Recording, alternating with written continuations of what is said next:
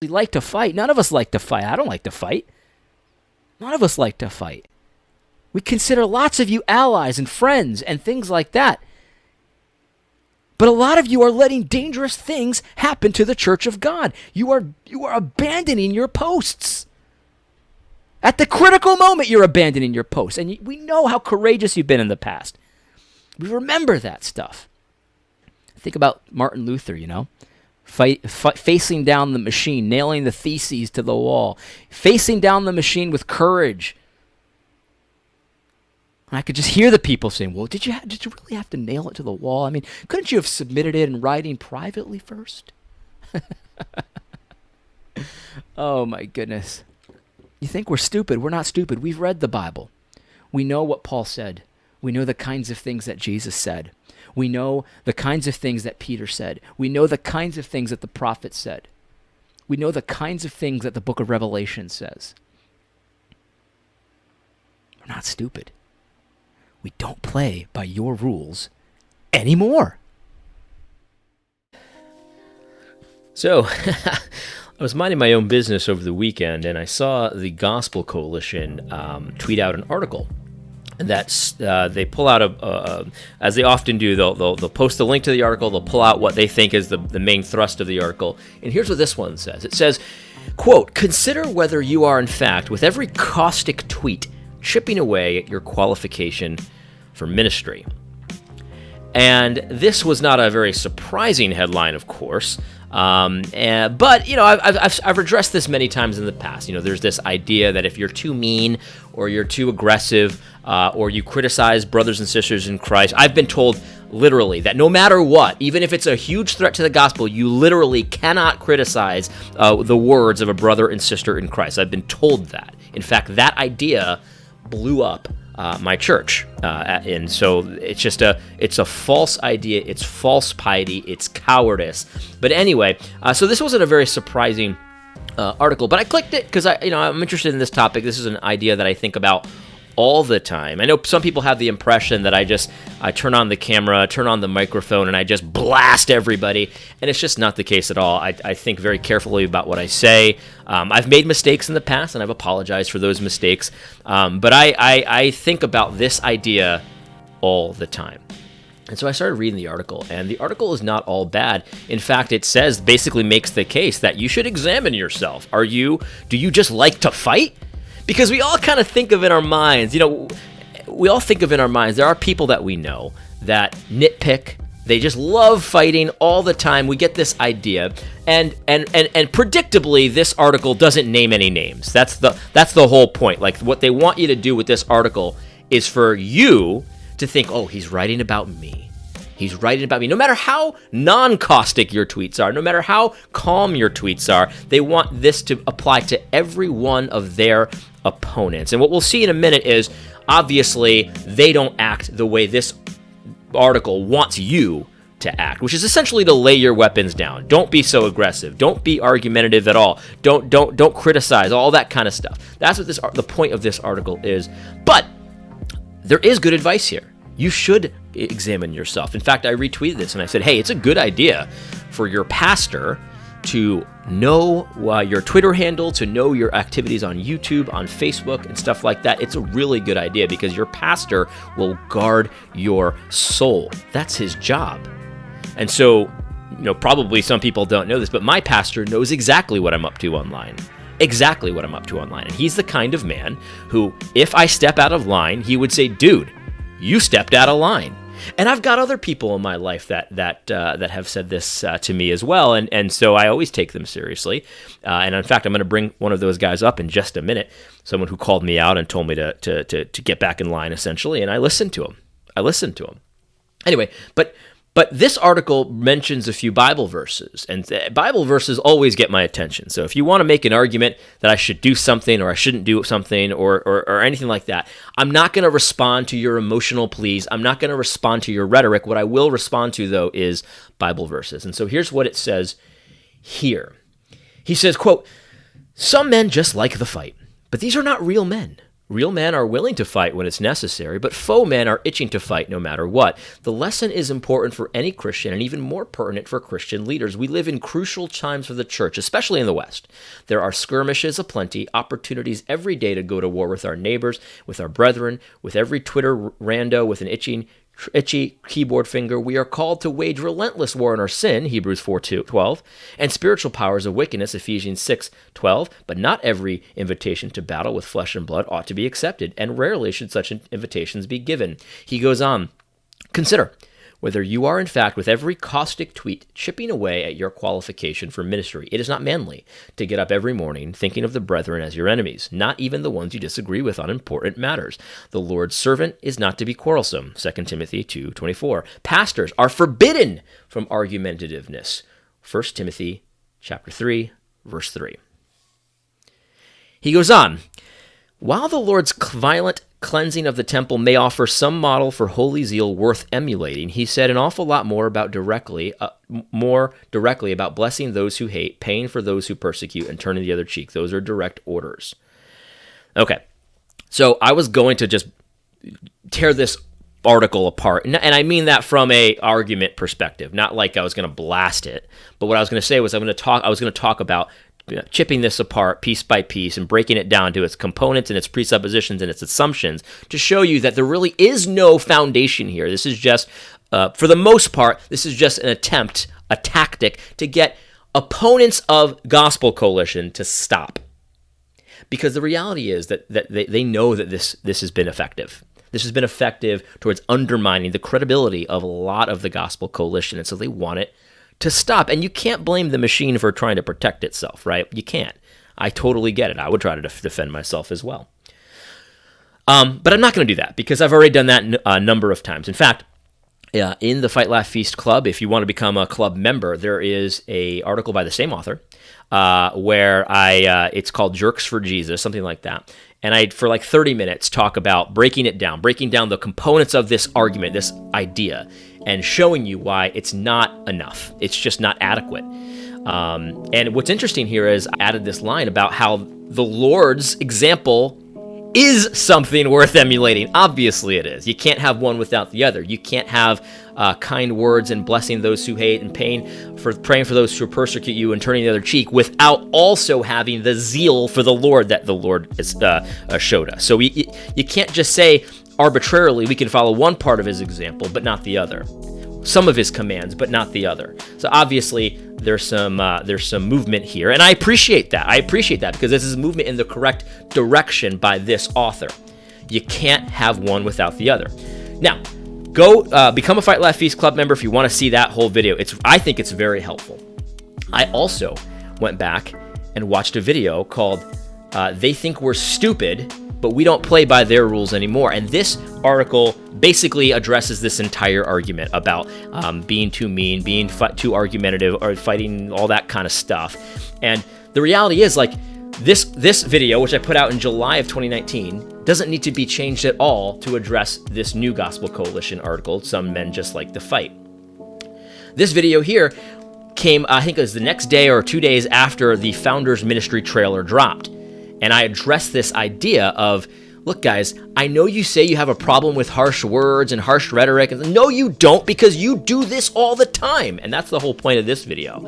And so I said, look, I prefer my imperfect way of fighting to your way of non-fighting. You understand what I'm saying? Like you guys have let this mess happen under your nose, and in many instances you've participated in it. And so, excuse me if I want to fight it in a way that you don't like, and I don't listen to your advice anymore because you don't want me to fight. We do not let our ideological enemies, our ideological opponents, let us dictate the terms of how we wage war. I don't think these men are my enemies, but ideologically we're on opposite sides of the river. We're on opposite sides of the battle. And so, no, I don't let Gospel Coalition dictate the terms of war. That's not how we do this. Anyway, watch this video in its entirety. It's very helpful. It's about 18 minutes long. It's very helpful. It's about the Founders Ministry trailer, but it directly applies to this stuff as well. But yet, the Bible verses, you can't just dismiss these Bible verses. Like we have to take this seriously. The Lord's servant is not to be quarrelsome. Pastors are forbidden from being argumentative. This is all correct. Absolutely correct. But we have to understand that there is a difference between being argumentative and arguing. There is a difference between being argumentative and arguing. Here's an example. This is Jason Allen. Jason Allen retweeted Bernie Sanders. Bernie Sanders tweeted like a moron, "Abortion is health care. Abortion is health care." Maybe that's how he said it. And Jason Keith Allen retweeted him and just corrected it. Abortion is murder. Now, I have no problem with this. This is not argumentative in my case. This is making a point.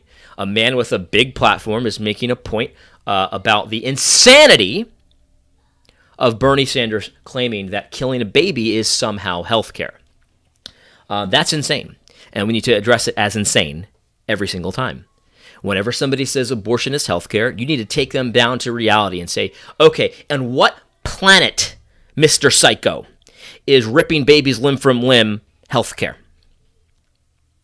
And just let that marinate for a while. That's fine. That's not argumentative. That's making a point. That is arguing, but it's not being argumentative. Why? What's the difference? What's the difference? Because I could see someone say, well, why you got to be like that? Well, couldn't you have said it in a nicer way? I mean, couldn't you have addressed him personally in a personal letter? Like, why'd you have to do that publicly? And the reality is that sometimes the fight comes to you. And as this author says, he says, real men are willing to fight when it is necessary. I ask you, Big Eva. I ask you, Gospel Coalition. I ask you, ERLC. How has it become to the point where we are saying, you know what, critical theory, black liberation theology, partiality all the time, all this kind of insanity, socialism, not time to fight yet. Not time to fight yet. Who gets to decide when it's time to fight? See, because we've seen years of this stuff going on, this mess going on, and we waited patiently,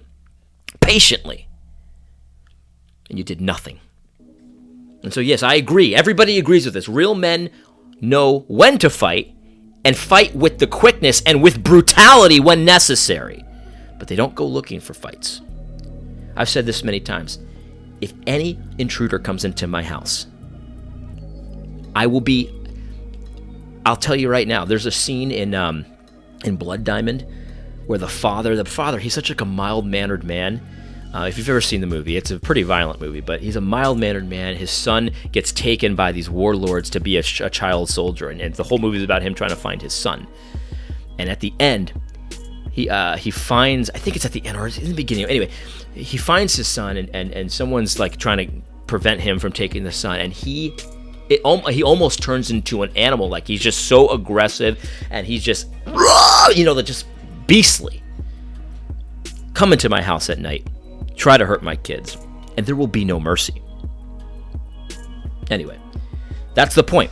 A man knows when to fight, and he will win that fight when necessary, but he doesn't go out looking for one. He doesn't go to the bars looking for a bar fight. He doesn't go looking for someone to fight. But look, sometimes the fight comes to you. And I'm going to tell you right now, in this fight, I'll tell you exactly how this came to me. First of all, I'm Puerto Rican. Second of all, I'm a Christian. So I was born a Puerto Rican. I grew up in my life as a pagan, then I became a Christian, right? And so my people are Christians. My people are God's people. My people are true Israel, right? And then I've got this other part of my identity, my ethnicity that God gave me. It's a gift. It's a gift from God, my ethnicity. So I love Puerto Ricans. I do. You ask me who to choose between Puerto Ricans and God's people, I choose God's people every time. But I do care about Puerto Ricans. I do care about minorities in the United States because I have a lot of friends that are minorities in the United States. And here's what I see. I see cowards in the Gospel Coalition and ERLC talking to minorities like they're lesser. And they're saying, well, I would take a black African-American sex over an Anglo-ate. talking about how you got to lower the bar for us Puerto Ricans, talking about how we don't actually have to forgive, because we've got a legitimate gripe. Actually, we should demand some affirmative action. We should demand some reparations and all that kind of stuff. And it's okay to talk about our white brothers and sisters in Christ like I'm scared of them with partiality and all that stuff. I see people being platformed that put minorities in danger spiritually. Lack of forgiveness will kill you. Lack of forgiveness will kill you. I see people saying, well, Martin Luther King's a great reformer, but then George Whitefield might not even be a great. They're confusing the gospel, and this puts minorities in danger. In danger. And so the fight came to me. These are my circles. The Reformed Church is part of my circles, okay? It's not mine like I own it, but I'm part of it. And so this fight came to me. So excuse me if I decide it's time to fight. It is time to fight. I didn't go looking for this fight. In fact, if you look at my earlier videos, you will see all the time, and I still say this to this day, how this gives me no pleasure to talk about Matt Chandler like this. It gives me no pleasure to talk about Tim Keller like this. I love these guys. I owe them a gratitude. I consider them brothers. Even to this day, I consider them brothers. People call me naive for this all the time, and it's okay. I'm committed to believing in this objectivity of the covenant stuff. I'm committed to believing in people's professions of faith, because despite what you might think, I try to follow the verse, believe all things. Love believes all things. People call me naive all the time, and I'm okay with that. I'm okay with that. But I'm going to fight this error with everything I have, because I agree with John MacArthur. This is a dangerous thing for the church in the United States. This is a threat to the gospel message in the United States. It's a threat to the gospel message among minority communities to let them believe this fake, false gospel of social justice. So it angers me. It angers me. And so all I see is people say, well, a real man doesn't like to fight. He just fights when necessary. It's necessary. It's necessary. And that's the point. And you see, here's Big Eva. This is the thing about Big Eva, where they're so inconsistent. This is the inconsistency. We've sat by for years and heard Gospel Coalition people and call 45% of the nation white supremacists with no evidence whatsoever. Here's a situation that Joel Askell finds himself in. He wrote a tweet that people really didn't like. They really didn't like it. Listen to what he says here. He's quote tweeting Dwight McKissick. Quote tweeting Mike McKissick. He says, "Thankfully, most black pastors in the SBC are not this stupid. Shoot, most pastors in general are not this stupid." People flew off the handle about this tweet. You know why? Because he used the word stupid. It's not decent to use the word stupid.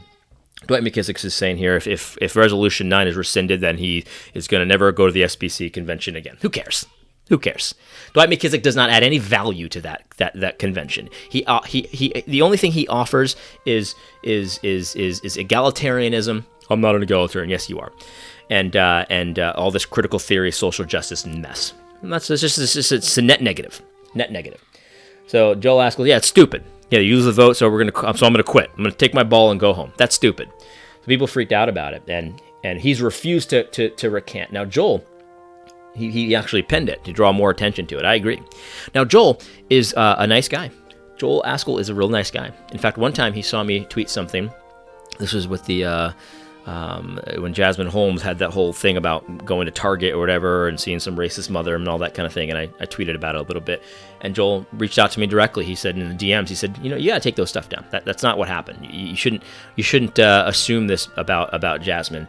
And I thought about it, and he was right. He was absolutely right. I had gone too far. And so I don't remember if I deleted the tweets. I don't think I. Oh, it was about a video, so I deleted the video. And I said, and I reached out to Jasmine myself and apologized and all this kind of stuff. And it all happened because Joel, a very level-headed, very nice guy, reached out to me and said, dude, you went too far this time. You went too far. I like you, but you went too far. People like this, you should keep in your life, man. People like this, you should keep in your life. They're obviously for you, but they obviously also don't have any problem reaching out to you directly, telling you, dude, this time, I like you, but this time you messed up. You messed up. These people are very valuable. And so thank you, Joel, for that. So Joel obviously is a nice guy. He thinks about these things as well. And here he is doubling down on calling Dwight McKissick stupid, which he is. There's just no question about it. Dwight McKissick is stupid. Anyway, so here's the problem. You know why Joel is calling Dwight McKissick? This is very uncharacteristic of Joel Askell, at least online. You know why he's calling him stupid? Because Dwight McKissick is stupid. He's among the group that calls his Joel's father racist for producing that documentary, hates women, white supremacists, all this kind of stuff. This is the kind of people that have been attacking his father. Again, no evidence, but because they've embraced critical theory, that's okay. It's okay to call someone a white supremacist, racist, all that kind of stuff. Someone called me white privilege once. Even though I'm not white. It just makes no sense at all. But anyway. That's all that stuff is okay. This is why Big Eva is full of it. Big Eva is full of it. Because they can sit by and let people get called racist, white supremacists, bigots, hate women, all this kind of stuff with no evidence whatsoever. But the minute you say, hey, that's stupid, stop. They're like, stop. How could a follower of Christ use the F word? Stupid. Here we've got, let's scroll down a little bit here for a second. Here we've got Joel Askell, Beth Moore, reached out to him and said, take this tweet down. How dare you? I'm going to call your manager. Joel, have decency here and delete that. We can all disagree and debate, but we surely know that personal insults are across the line for followers of Christ. And here's him quote tweeting her when she says, to glee in dehumanizing any person is so utterly anti-Christ, it reeks of the vomit of hell. And you see, this is the thing. Their rhetoric is vicious. But there's a difference between the rhetoric of the social justice warrior, liberal Southern Baptists and others. Not all Southern Baptists, not just Southern Baptists, but the liberal side of Christianity. There's a difference between their harsh rhetoric and our harsh rhetoric. Their harsh rhetoric is always slanderous because they never have any cajones to actually call someone out by name. It's always slanderous. There's never any evidence of it, and they always don't call people by name. So theirs is their vicious rhetoric is always reserved for the secret places, is always gossipy. Our harsh rhetoric is, look, you said this, and this. These things are stupid. You're stupid. You see what I'm saying? Like, there's a difference. When I rip Jamar Tisby, which I do, don't get me wrong, I rip Jamar Tisby. I always say, X, he said X, Y, Z, put these together, you get a false gospel. There you go. That's my argument for why he is an unbeliever. But for these guys, they say, well, anyone who would dehumanize. See, it's all weasel words. Weasel words as far as the eye can see. Dehumanize. What does that mean? Dehumanize. What does that mean? That I think there should be immigration laws? Oh, yeah, okay, sure, whatever. The Founders Mail, it's just a racist documentary. How is it racist? Oh, because there's black people in it and they criticize their words. See, it's all weasel words. See, so the left, they use harsh rhetoric. It's the same exact rhetoric, sometimes even worse, but same exact rhetoric, let's just say, give them some credit. But they never have any evidence to back it up. They never have any actual substance to it. It's just all assumptions. Oh, you're a white supremacist. You've got white privilege. You this and that. And it's just all nonsense. But what they cannot have is anyone contradicting them. That's it. And so here's where we're at. This is where we're at. Big Eva, no. And that's all there is to it. No. We are not going to lay our weapons down, and that's that. Here's the reality. You want us to really think about what we say. You want us to really think about our qualifications for ministry. You want us to think about are we being argumentative? Are we going over the line? Are we being too aggressive? Guess what, Big Eva? We already think about that. We already think about that. Every single day we think about that. I was in a comm box, and I'm not going to name the person. I was in a comm box with somebody, and this is somebody who's a good man. He's a good man. He's a well-respected man. He's a good man. Just man, if there's someone that I don't know him very well, but just based on the things that I see and the things that I've heard, if there's someone I would emulate, that's, kind of a, I don't know what kind of list celebrity he is, but, a known Christian, let's just say it that way. If there's someone that I would want to emulate, it'd be this guy. It's not Doug Wilson. It's not James White. It's someone else. And we were talking about this whole mess. And this is the kind of guy that Big Eva has tried to destroy. It's so interesting. This video, they think we're stupid, but we don't play by your rules anymore. I did this after the Founders Ministry had dropped, but before they tried to destroy Founders Ministry. And I predicted in this video that even as I speak, there are people trying to plot and plan how can we destroy founders, and so that kind of thing happens all the time. This is the kind of man, the one I'm talking about, is the kind of man that they've been attempting to destroy. Big Eva is vicious, and they use underhanded tactics. It's vile, it's disgusting, and I hate it with all my heart, the tactics that they use to try to destroy people. But here it is. I think about this verse. I was talking to this man, and he quoted this verse to me. He said, "It's true that some preach Christ out of envy and rivalry, but others out of goodwill. The latter do so out of love, knowing that I am put here for the defense of the gospel. The former preach Christ out of selfish ambition, not sincerely, supposing that they could stir up trouble for me while I'm in chains. But what does it matter? The important thing is that in every way, whether from false motives or true, Christ is preached, and because of this I rejoice. Yes, and I will continue to rejoice."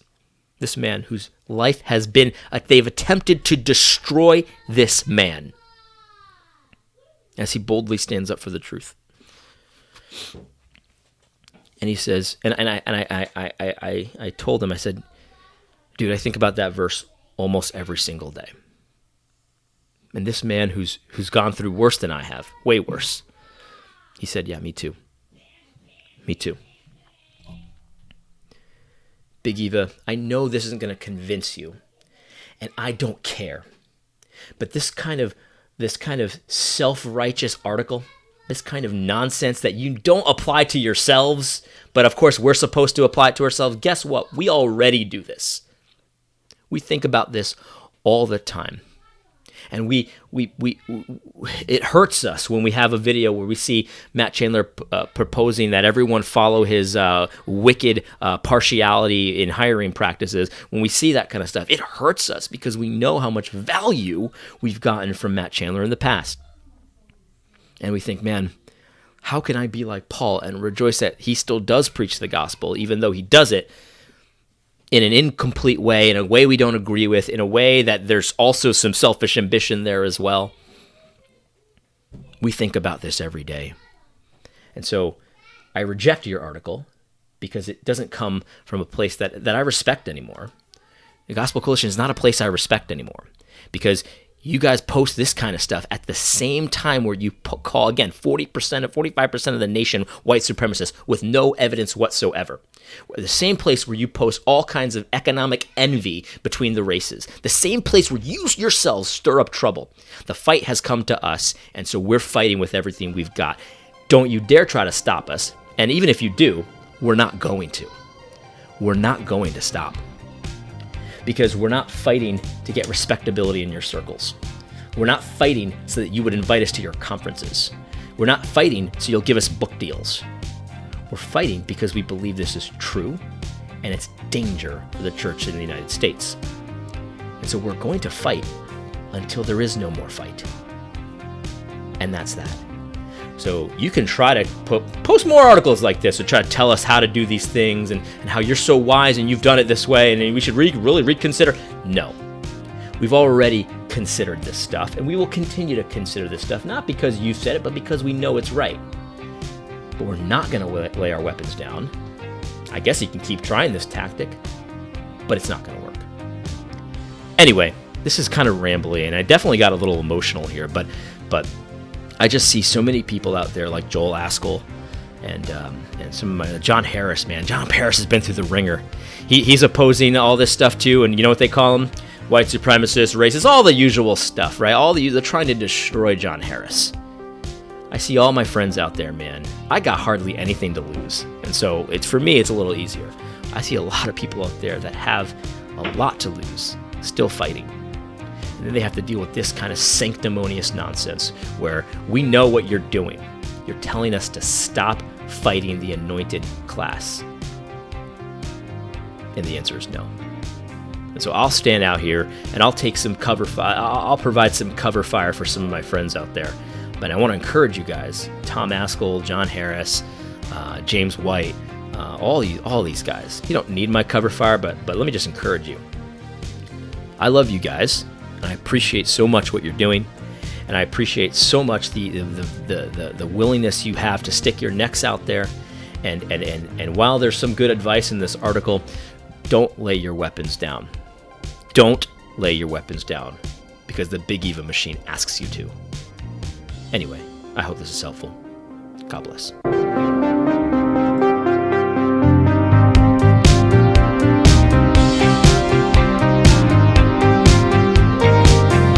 Will this strategy work? Will this be the thing that turns the tide? Will it? I don't know. I can't see the future. But I'll tell you what's not working. I think we all know what's not working. Speaking about Resolution 9, days after it's already passed, when it's irrelevant. That's not working. Never speaking about James Cone being taught in your seminaries. That's not working. Allowing women to preach and teach at your conferences and at your churches. That's not working. Oh, man. That's definitely not working. And so, look, you think we're stupid by this pushback. Oh, it's the aggressive tones. Oh, I don't like this. Oh, I don't like that. We're not stupid. We know you let it slide when the liberals are running roughshod on things. And the minute conservative people more conservative than you are, point it out, all of a sudden you want to distance yourselves. I'm not a fundamentalist. Well, guess what? You're not going to give us your platforms. You're not going to give us the power. You're not going to broker power to us. And we don't want it. We don't want that kind of power. Because that kind of power has failed us at this moment. That kind of power has done nothing, while the liberals are taking control of the Southern Baptist Convention and the Presbyterian Church of America. I've got windows into the political maneuverings of both of these organizations, and I know what's happening.